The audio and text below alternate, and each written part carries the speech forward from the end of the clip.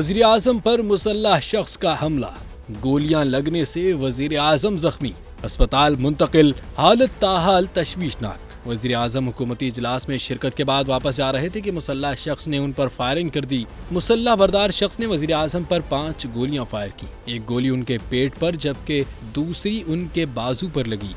वजारत दाखिला की जानिब से कहा गया है कि वज़ीर आज़म पर कातला हमला सियासी मकासद के तहत किया गया। वो इलाके के लोगों से मिल रहे थे जब हमलावर ने निशाना बनाया। हमले की वीडियो वायरल हो गई। वीडियो में देखा जा सकता है कि स्लोवाकिया के वज़ीर आज़म पर हमला उस वक्त हुआ जब वो कल्चरल कम्युनिटी सेंटर के बाहर मौजूद लोगों का खैर मकदम कर रहे थे।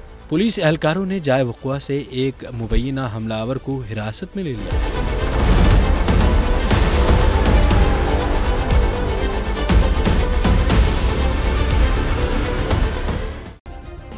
सब्सक्राइब करें और बेल दबाएं ताकि कोई खबर रह न जाए।